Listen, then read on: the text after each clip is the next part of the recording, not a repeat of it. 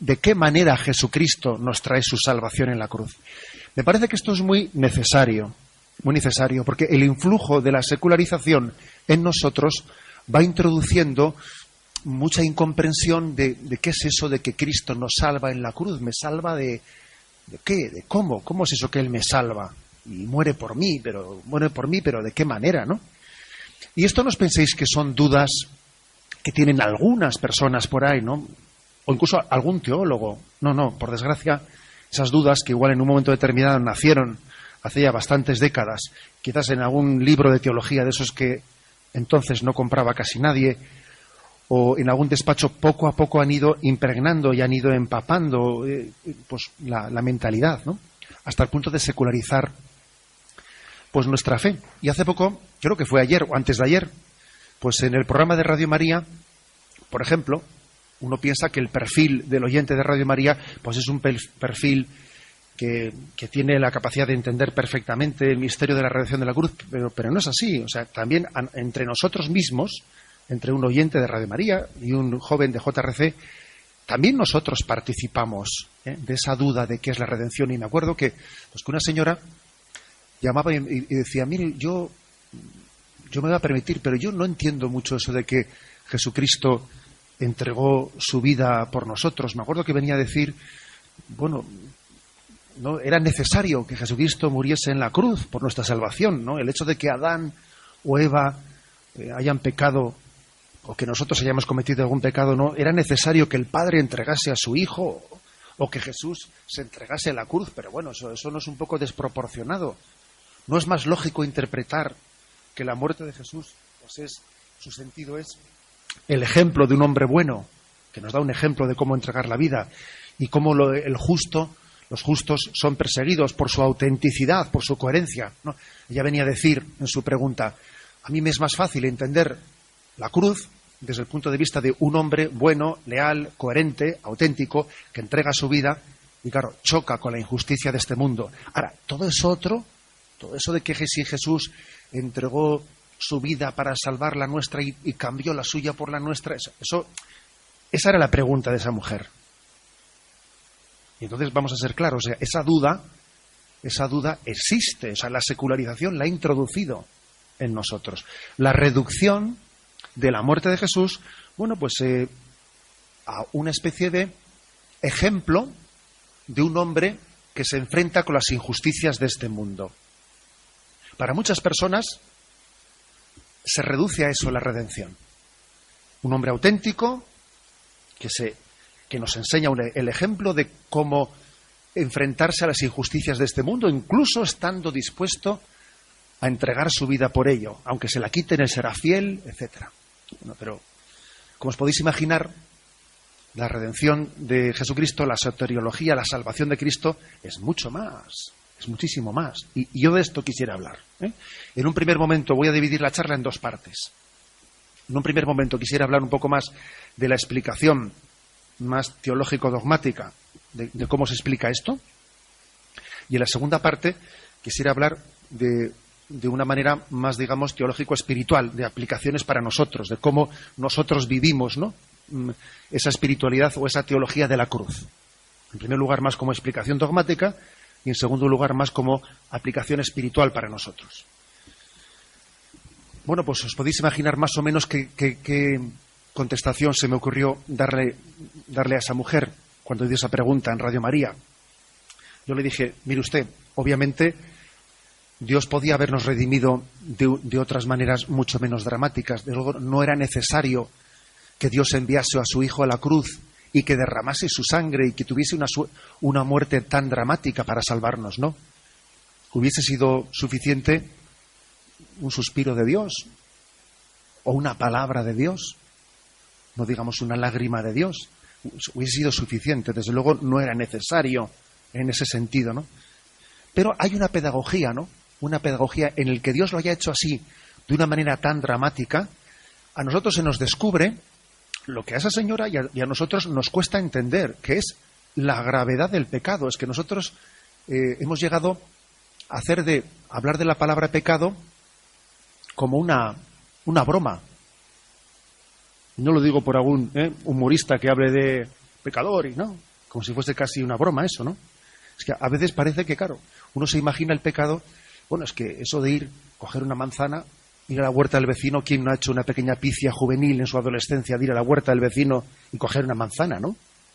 Pues claro, si uno ve las cosas bajo esa perspectiva, pues todo lo ve desproporcionado. Pero hombre, si fallos cometemos todos, ¿no? Si no es para tanto, ¿no? Y además, si forma parte de nuestra condición humana, etcétera, etcétera, etcétera, ¿no? Claro, es decir, yo creo que la redención de Cristo ha sido como ha sido porque Él ha querido tener una pedagogía para que entendamos el drama del pecado. Es que nosotros el pecado lo tendemos a desdramatizar, a quitarle importancia. Quitarle importancia a que la criatura se rebele contra el Creador, que el Hijo se rebele contra el Padre. Es que, fijaros bien, que el hijo pródigo no se enteró de la que había hecho hasta que volvió a casa y vio cómo su padre le acogía. Hasta entonces no se dio cuenta de la que había hecho. Cuando vio a su padre emocionado, cuando le vio conmocionado, cuando le vio con lágrimas de alegría, dijo, ahí va la que he hecho yo yéndome de casa. Hasta ahora yo no me había dado cuenta de esto.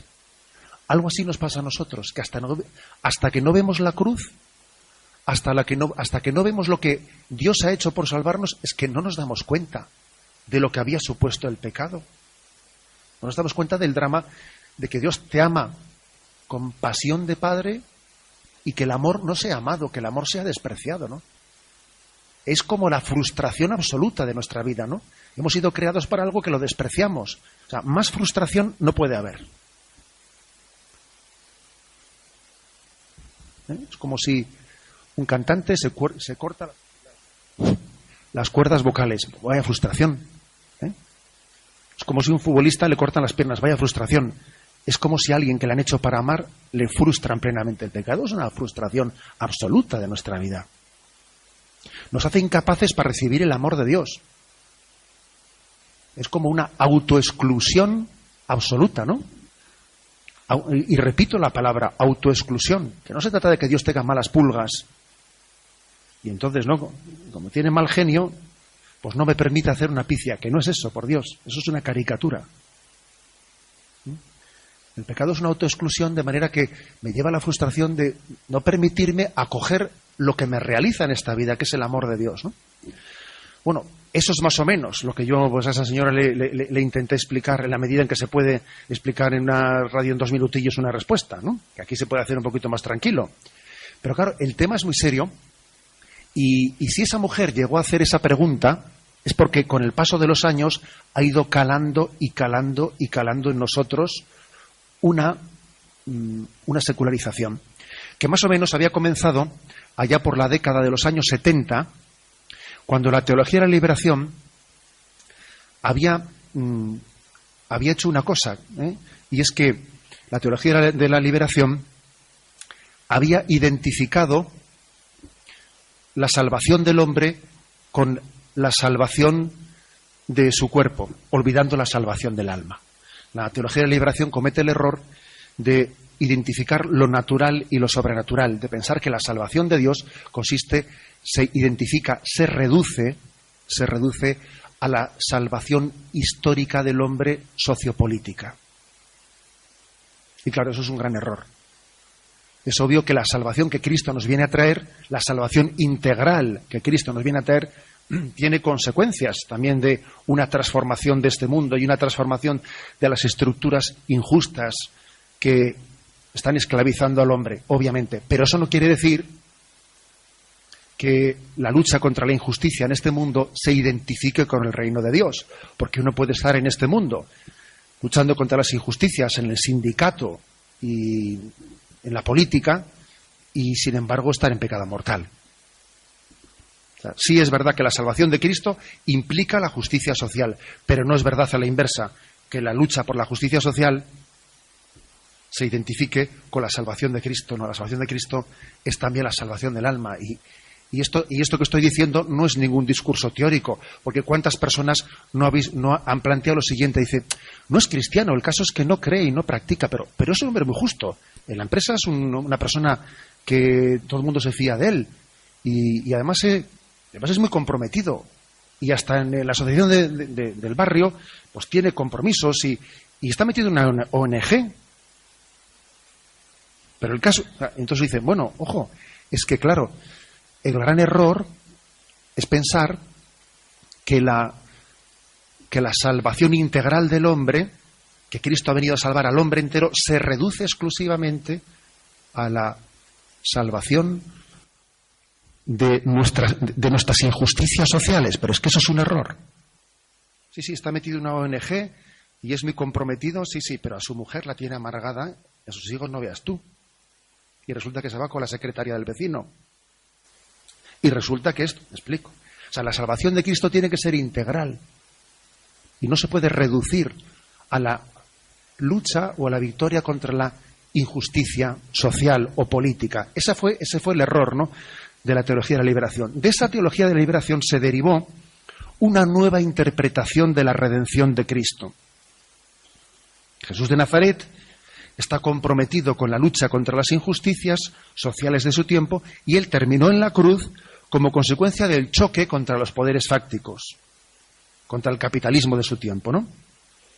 Jesús no pretendió darle un sentido redentor a su muerte. Eso han sido interpretaciones espirituales posteriores que se han hecho, ¿no? Nada, que se entregó por nuestros pecados. No.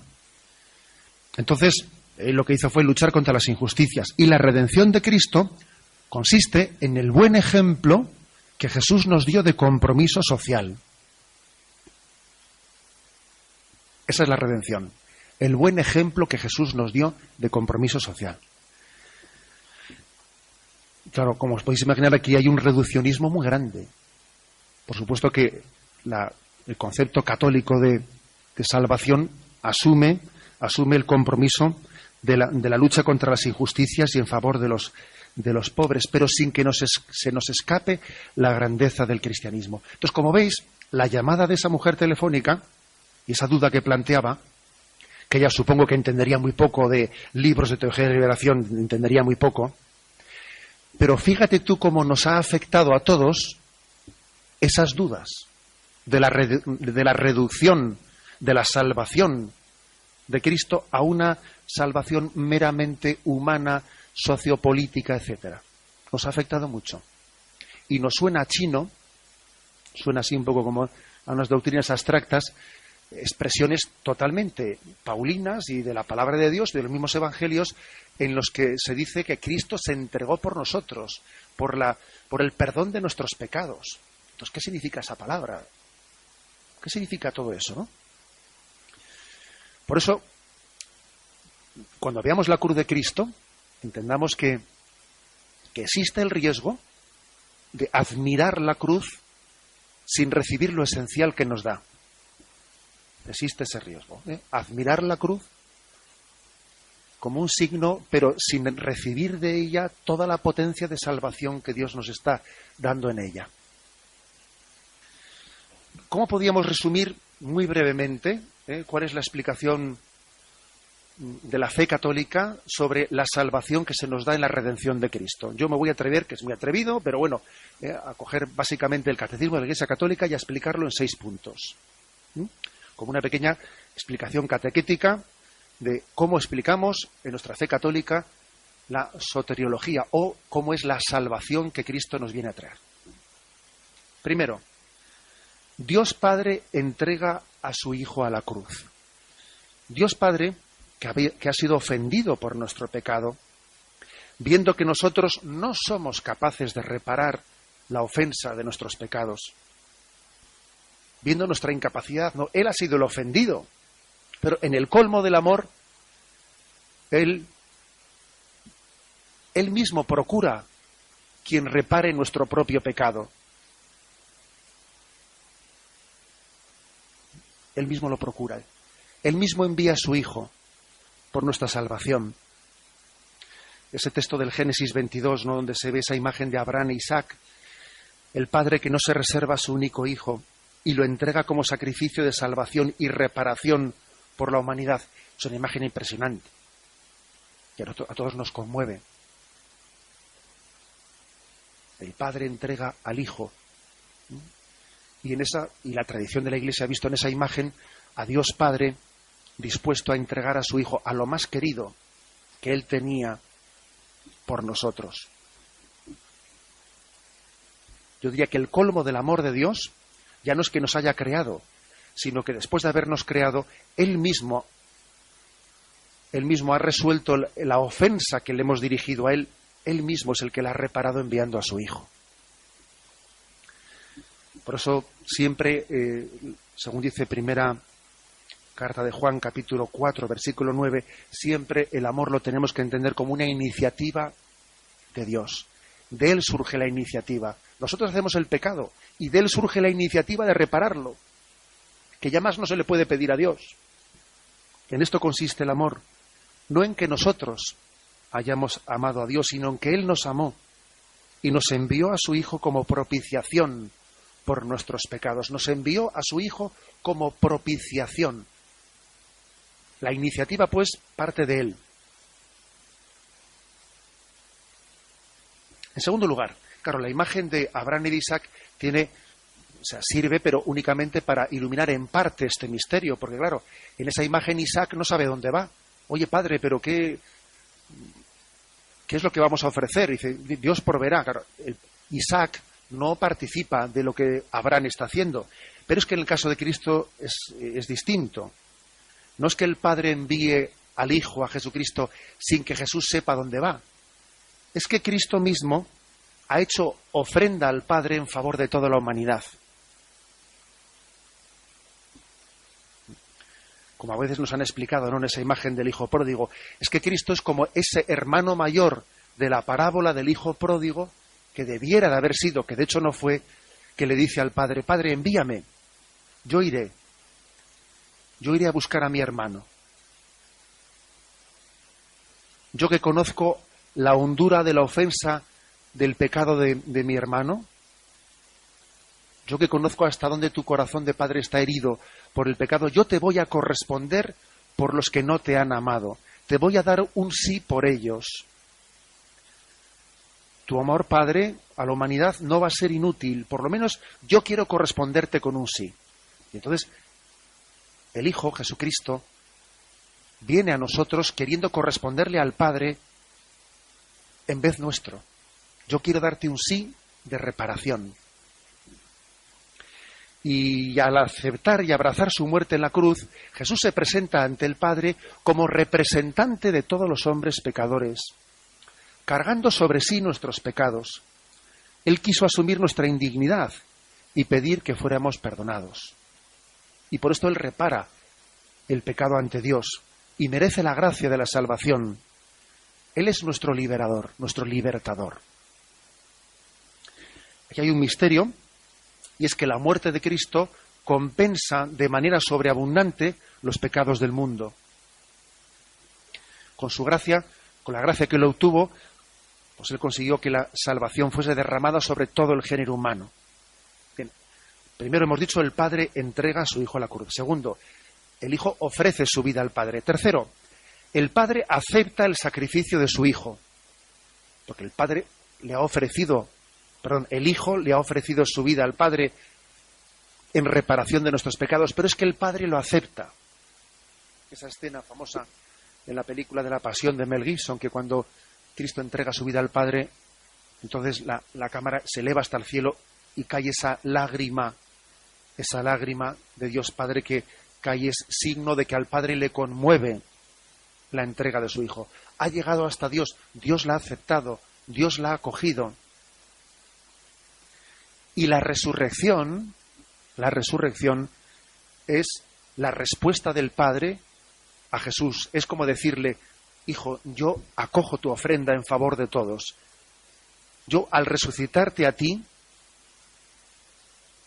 abrazo a todos mis hijos pecadores que tú en este momento has querido reconciliar a través de tu redención. Abraza a toda la humanidad en la resurrección de Cristo. La resurrección, pues, es la respuesta del Padre a la entrega de Jesús. Y estamos todos reconciliados con Dios por Cristo. Hemos sido salvados por Él. Cuarto lugar. Primero hemos dicho, el Padre entregó al Hijo, Segundo, el Hijo ofrece su vida al Padre. Tercero, el Padre acepta el sacrificio de Cristo. Cuarto, Cristo de esta manera vence a Satanás en la cruz. Satanás está definitivamente vencido en la cruz, en la redención. Que por cierto, también en esa película de la Pasión de Mel Gibson está muy bien expresada esa imagen en el momento en el momento de la muerte de Cristo, hay un grito desgarrador de Satanás que se ve vencido, definitivamente vencido. Satanás es el desobediente, el soberbio, y la pasión es el pleno sometimiento a la voluntad del Padre. Es el mayor acto de obediencia.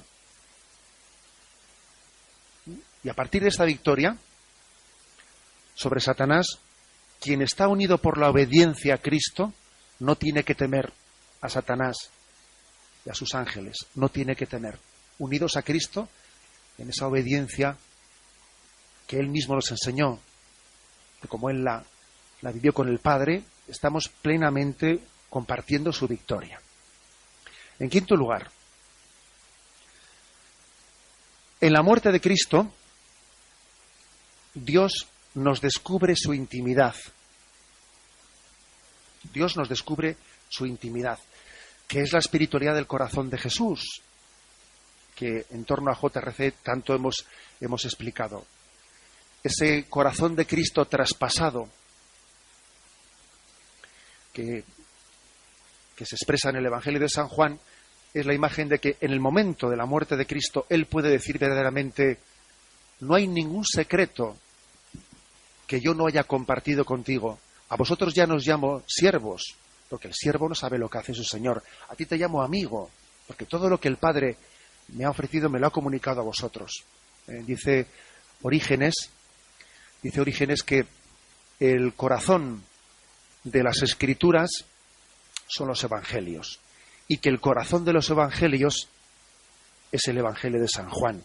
Y podríamos continuar diciendo, y el corazón del Evangelio de San Juan es este episodio en el que el costado de Cristo es traspasado por la lanza, o en el que San Juan reclina también su cabeza en el corazón de Cristo, y en ese corazón de Cristo se nos ofrece la intimidad de Dios comunicada, para que seamos íntimos suyos, para que tengamos con Dios no solo una fe en Él, sino una fe íntima de amistad.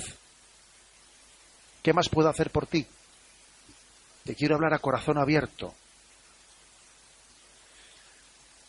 Y por último, en sexto lugar, respuesta ante este misterio de amor. Así completamos esta explicación en 6 puntos del misterio de la redención. El Padre entrega a su Hijo al mundo para la reparación de nuestros pecados. El Hijo ofrece su vida al Padre cargando sobre sí los pecados de la humanidad. Tercero, el Padre da una respuesta de acogida a esa ofrenda de Cristo, resucitándole, y en Él resucitándonos a todos. En cuarto lugar, Satanás es definitivamente vencido en ese momento. En quinto lugar, he dicho, en ese corazón traspasado se nos ofrece la intimidad de Dios. Y en último lugar hay que decir que ahora se requiere de nosotros una respuesta a ese amor. La prueba de que nosotros hemos acogido ese amor es que respondemos a Él. Cristo nos ha salvado en la cruz, es la redención objetiva. Y ahora falta únicamente nuestro sí, nuestra acogida, la redención subjetiva, es decir, mi apertura al don de Cristo. El que yo tenga una respuesta a ese misterio de amor, como la tuvo la Verónica, como tuvo el Cirineo, como tuvo María Magdalena. Y hay que recordar que quien te creó sin ti no te salvará sin ti, como dice San Agustín, y que todos y cada uno de nosotros estamos llamados a responder con una respuesta personal, porque el Señor te pregunta a ti: ¿me amas? ¿Acoges libre y voluntariamente ese perdón que Dios te ofrece en Cristo? Y estamos llamados a abrirnos voluntariamente. El Señor quiere respuestas personales para acoger su salvación. Bueno, ya sé que igual es un poco como atrevido el así reducir un misterio de la salvación a 5 o 6 puntos, ¿no? Puede ser un atrevido por nuestra parte, pero creo que es importante. Es que de lo contrario, fijaros bien, puede ocurrir que llegue la cruz a nosotros, que peregrine entre nosotros y que al mismo tiempo por el influjo de esa secularización que ha horizontalizado plenamente muchas veces la fe cristiana y la ha reducido a una mera ética o a una admiración de un hombre, de un líder, se nos escape lo sustancial del misterio de la cruz, lo sustancial. Bien, esta es la primera parte que quería hablar, que es un poco la explicación de la teología de la cruz desde el punto de vista, digamos, más bien doctrinal y dogmático de qué es la soteriología, ¿no? La salvación de Cristo. Vayamos ahora a la segunda parte, donde también en otros 6 puntos, yo quisiera hablar de las claves de ese misterio de la cruz para que sea mostrado a los jóvenes. 6 puntos, 6 claves de cómo se nos presenta ese misterio de la cruz a los jóvenes. El primero es el siguiente. Sobre la cruz, Cristo conoció los más grandes sufrimientos. Si tú también sufres, Cristo está muy cerca de ti. Dale tu sufrimiento, Él lo llevará contigo y te dará consuelo. Es decir, la primera clave de acercamiento de Cristo a nosotros es el hecho de que no hay nada que más nos hermane que compartir el sufrimiento. Cuando vosotros habéis tenido una amistad y ha habido un amigo que ha compartido contigo el sufrimiento, es difícil pensar en un hermanamiento más. Eso sí que es un hermanamiento de sangre. Que alguien haya sufrido contigo y haya compartido tu sufrimiento. Porque mientras que un amigo se haya limitado a salir de juerga por las noches con uno, vamos a ver.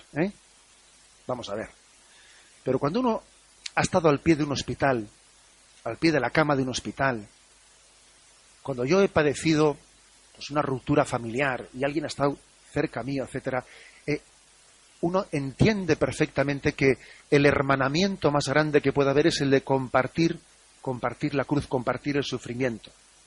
Y esto es lo que Cristo ha hecho con nosotros, y por eso la cruz es tan atractiva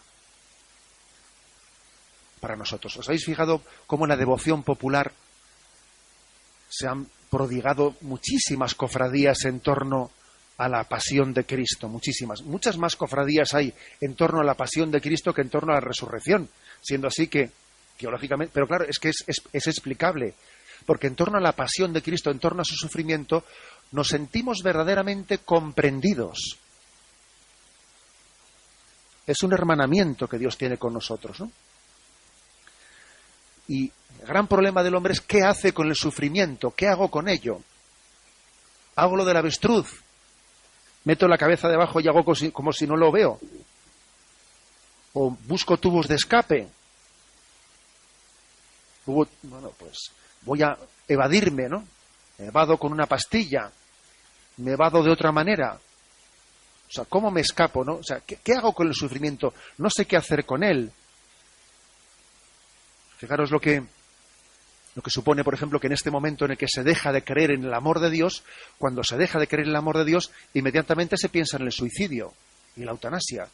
Y entonces, cuando hay sufrimiento, a ver cómo nos quitamos de en medio. O sea, es huir.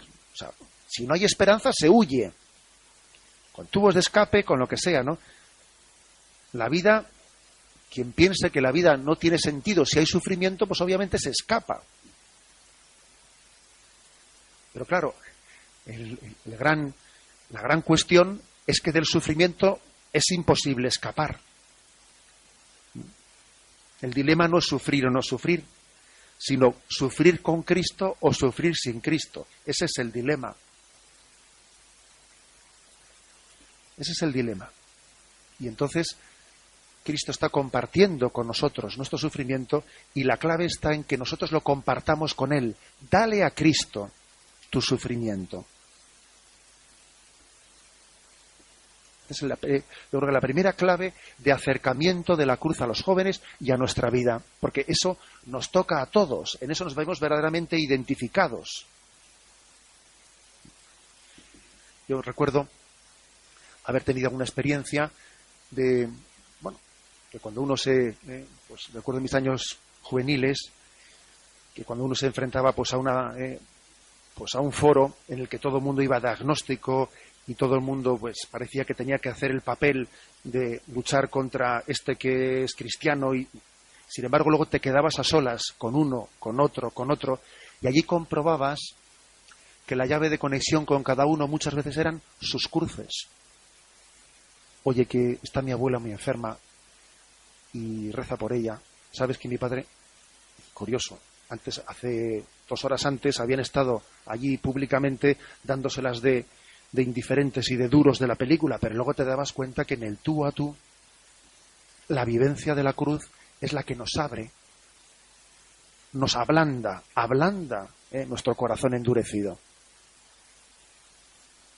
Cristo ha asumido la cruz porque es el mayor hermanamiento que puede tener con nosotros. Segundo lugar, segunda clave de acercamiento a este misterio.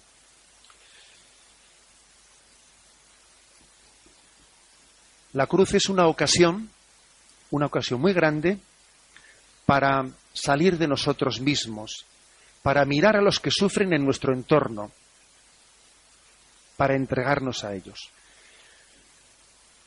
La verdad es que uno de nuestros mayores problemas es el que nosotros estemos esclavizados a nuestro yo y no seamos capaces de salir de nosotros mismos. Porque como encima todo me toca a mí, y tengo problemas, y tengo sufrimientos, y entonces pobrecito de mí, y todo me toca a mí, y entonces vamos de victimillas por la vida, vamos de victimillas, pues un gran problema que tenemos es que, ay, mira esto, y todo gira en torno a mí, y todo soy yo, y mira esto, y nadie me hace caso, no sé qué.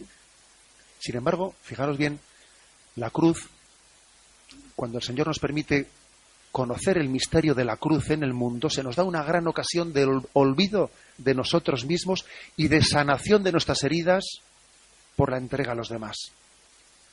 La mejor manera de superar esa tentación que tenemos siempre de ser pues unos victimillas, de siempre estarnos quejando y todo ese entorno hay y quejas y más quejas y más quejas, es conocer las víctimas de verdad en el mundo y entregarnos de verdad a los pobres de este mundo, a los enfermos, a los excluidos, y entonces uno cuando ve el dolor del mundo se olvida de sí mismo. Yo sé que alguno de vosotros ha estado este verano en Calcuta y seguro que eso habrá sido para él pues una sanación de nuestro narcisismo, de esa tendencia que tenemos siempre a que todo es me quejo y todo eso. Y esa especie de egocentrismo se sana entregando nuestra vida en entrega de amor generosa a los que están padeciendo la cruz. Y ese es el don del olvido de nosotros mismos por la entrega generosa. Creo que esto es muy importante, y es otra clave también por la que se acerca la cruz a los jóvenes. De hecho, la cruz, según está visitando nuestras poblaciones, está visitando también especialmente al mundo del dolor. Va a los hospitales, va a las cárceles, aquí y a lugares emblemáticos, ¿no? Haciendo un llamamiento al olvido de nosotros mismos. En tercer lugar, tercera clave. Sobre la cruz, Cristo perdonó a los enemigos. Si tú también has sido herido, estás invitado a perdonar y a reconciliarte con tus enemigos.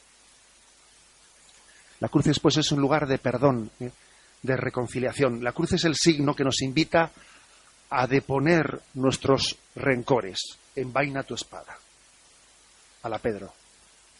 Envaínala. Es el lugar que nos invita a que nuestro rencor sea definitivamente enterrado. Es una escuela de compasión. Es una escuela de compasión. El buen ladrón es impresionante, ¿no?, la lección que nos da. Diciendo, bueno, pues ni siquiera temes tú a Dios estando en el mismo suplicio, si al fin y al cabo nosotros tenemos lo que nos hemos merecido, pero qué mal ha hecho. Yo creo que ese buen ladrón es el único personaje de la historia que ha dicho, tengo lo que me he merecido, porque todo el mundo dice sentirse inocente y todo el mundo viene a decir que no hay, que le parece que es injusto cómo le trata la vida, y sin embargo este hombre dice: yo tengo lo que me he merecido. En cambio este qué mal ha hecho, y eso a él le lleva a perdonar y a acoger el perdón. Fijaros bien, el odio es autodestructivo, incluso suele distorsionar la realidad. Quien tiene rencores no conoce la realidad. Le oyes contar su versión y es una versión totalmente parcial de las cosas. Cuando alguien habla bajo el influjo del rencor o del odio, se retrata en lo que dice, pero no cuenta la realidad. Lo distorsiona todo. Y lo peor es que él es una víctima, pero que lo malo no únicamente es que ha padecido el mal, sino que encima el mal le ha hecho malo. Lo malo de tener rencores no es que te hayan hecho daño, sino que encima después te hacen malo y tú quieres devolverla. Y devuelves con la misma moneda y haces aquello de lo que te quejas de que han hecho contigo. Por eso la cruz es el lugar en el que se deponen nuestras armas y no se devuelve al mal con el mal, sino que se vence el mal con el bien. Y es el lugar en el que uno dice: ha llegado el momento de perdonar y de sanar heridas del pasado. Y esa es una gran conexión de la cruz con los jóvenes y con todo el mundo, por supuesto. Que ante la cruz proclamemos que ha llegado el momento de que perdones. Porque de lo contrario te estás autodestruyendo, te estás haciendo daño a ti mismo, no creces, no eres feliz, no avanzas. La sanación de las heridas de nuestra vida. Sed capaces de entregarlas al Señor. En cuarto lugar, cuarta clave de cómo nos acercamos, ¿no?, a la cruz. Con estos pasos previos, que hemos dado, que creo que son pasos previos que nos abren a un misterio, llegamos a un momento culminante, ¿no?, que es el momento en que sobre la cruz Cristo nos dice: te quiero. Jesús nos ama a cada uno de nosotros. Y la muerte en cruz de Jesucristo es la prueba suprema de que Dios nos quiere. Es como repetir: por mí, por mí. Yo me acuerdo que en mi infancia, una de las cosas que interiormente no podía menos de darle vueltas y vueltas, era ese por mí. Y diciendo: ¿y esto Jesús lo hubiese hecho si yo hubiese sido el único por el que tenía que hacerlo? Una pregunta que por otra parte no es una pregunta de infancia, sino que podía ser de adolescencia, de juventud, de madurez o de vejez. ¿Y esto Jesús lo ha hecho solo por mí? Y verdaderamente la respuesta es: Jesús tiene la capacidad de hacerlo por nosotros y al mismo tiempo por mí personalmente. Y hay una declaración de amor, una prueba de amor en ese me he entregado por ti. Decía Juan Pablo II, en uno de aquellos libros, entrevista que le hicieron durante su vida, decía: si no hubiera existido esta agonía en la cruz, la verdad que Dios es amor estaría por demostrar. Una frase fortísima que pronunció Juan Pablo II. Si no hubiese existido esa agonía en la cruz, la verdad de que Dios es amor estaría por demostrar. Porque la prueba inequívoca del amor es el sufrimiento por la persona amada. Esa es la prueba inequívoca. Eso es en lo que nosotros sabemos que ahí no hay engaño. Pero yo no puedo dudar del amor de Dios sabiendo que Él se ha entregado por mí. Esto es por ti. Y eso lo comprendió el buen ladrón. Luego nos toca acoger y abrir esa declaración de amor. En quinto lugar, en la cruz hay resurrección. El misterio de la cruz y de la resurrección nosotros ahora mismo no podemos separarlo. Aunque hacemos cofradía de la pasión, cofradía de la resurrección, bien, pero entendamos que no hay... Nosotros en este momento, la muerte redentora de Cristo tiene todo su fruto salvífico desde la resurrección, etcétera, ¿no? Luego nosotros en la cruz de Cristo vemos también el signo de la victoria sobre la muerte y de la esperanza. Es decir, vemos toda la potencialidad de que la cruz es fructífera, es fecunda. Por eso, la peregrinación de la cruz es una llamada a la esperanza. Es una llamada a la esperanza. Sabemos muy bien que no hay gloria sin cruz. Eso es fácil entenderlo. Que no hay gloria sin cruz lo entendemos todo el mundo, porque es la experiencia de la vida. A ver, ¿qué ha habido en esta vida que no nos haya costado? Nada. No hay gloria sin cruz, ¿eh? Ahora, lo que se nos revela aquí es lo otro. Y no hay cruz sin gloria. Y no hay cruz sin gloria. En cada una de nuestras cruces, Dios, en su providencia, implícitamente nos quiere dar una gloria, nos quiere dar una gracia. Entonces tenemos esperanza, que todo es para bien, todo resulta para bien en los que amamos a Dios. Y este palo, también. Y esta otra situación, también.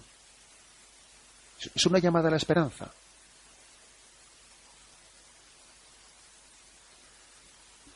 Esto yo creo que nos lleva a abrazar las cruces, a abrazarlas con determinación, con esperanza.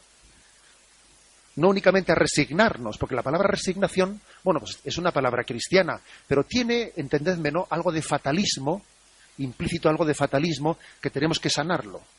Cuando uno lleva una cruz abrazada, en vez de arrastrada, como dice esa saetilla famosa carmelitana, ¿no?, que dice, lleva la cruz abrazada y apenas la sentirás, porque la cruz arrastrada es la cruz que pesa más. Esa saetilla carmelitana es que tiene mucha sabiduría. Que la repito, lleva la cruz abrazada y apenas la sentirás, porque la cruz arrastrada es la cruz que pesa más. Claro, eso es llevar la cruz con esperanza o sin esperanza, ¿no? Creer vivamente que en la cruz el Señor me ofrece la gloria o no. Y por último, ¿no?, la última clave bajo la que tenemos que presentar la cruz en esta peregrinación que hace entre nosotros. Bueno, somos conscientes de que sobre la cruz Cristo murió para abrirnos el cielo. En la cruz y en la resurrección se nos ha abierto el cielo. La cruz es como la llave de la cerradura, de la puerta del cielo. Si me permitís así una imagen muy gráfica, ¿no? Es la llave de la esperanza. Luego nosotros estamos llamados a orar, al ver la cruz, a presentarle nuestros difuntos, presentárselos, en la esperanza de la vida eterna. Hacemos la cruz al recién nacido y al moribundo. Y cuando alguien va a fallecer, le hacemos la señal de la cruz, porque le estamos abriendo la puerta del cielo con esa señal. Luego, cuando la cruz nos visite, presentémosle nuestros difuntos, porque en ellos tenemos la clave, ¿no? En esa cruz está la clave de su vida eterna. En el Apocalipsis 5, ¿no?, se dice: vi también en la mano derecha de aquel que estaba sentado en el trono un libro, escrito por el anverso y el reverso, sellado con 7 sellos. Vi a un ángel poderoso que proclamaba con fuerte voz: ¿quién es digno de abrir el libro y soltar sus sellos? Pero nadie era capaz, ni en el cielo, ni en la tierra, ni bajo la tierra. Nadie era capaz de abrir el libro, ni de leerlo. Y yo lloraba mucho, porque no se había encontrado a nadie digno de abrir el libro de la vida. Pero uno de los ancianos me dijo: no llores, mira, ha triunfado el león de la tribu de Judá, el retoño de David. Él podrá abrir el libro y sus 7 sellos. Entonces vi el cordero degollado. El que abre el libro de la vida es la cruz de Cristo, que es la cruz de salvación. Bueno, estas 6 claves, que como veis son claves que son existenciales, son existenciales porque es que nos toca de cerca, ¿no?, cuando decimos todo el mundo vive el sufrimiento, nadie es ajeno a él, y luego compartir el sufrimiento nos hermana. Es una clave existencial.